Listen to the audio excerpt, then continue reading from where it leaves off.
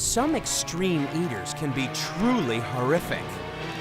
Strange creatures inundating our world, twisting the emotions of women, distorting our men. Join the hunt for the hiding place of terror. Find the breeding place of these globs of destruction.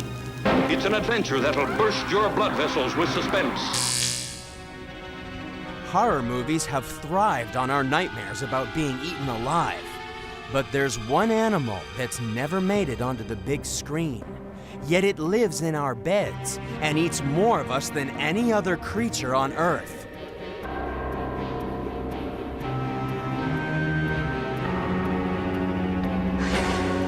Say hello to the dust mite.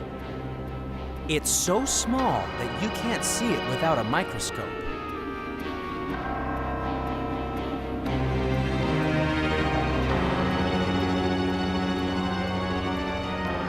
It's lucky the mites are so tiny, since we spend a third of our lives in bed.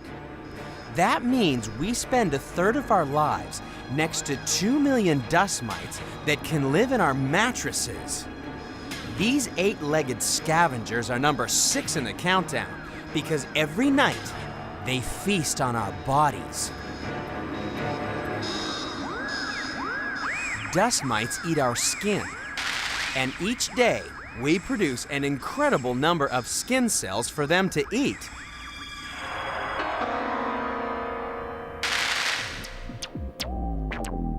In the next 5 seconds, you will lose more than 4,000 skin cells.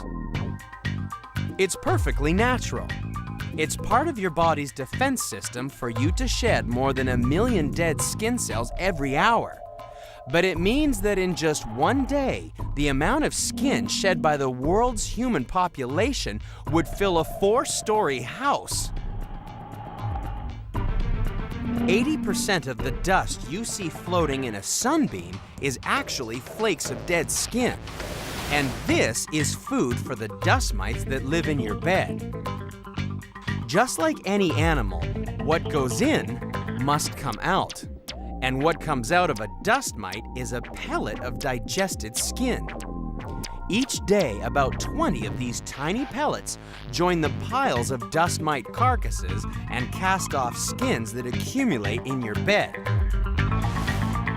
So tonight, when you go to bed, take another look at your pillow.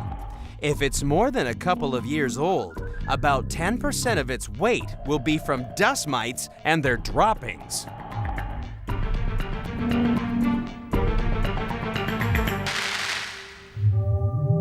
So let's give thanks to the dust mite. For without this extreme eater removing all those dead skin cells, just imagine how many little bits of your nearest and dearest you'd be inhaling each day.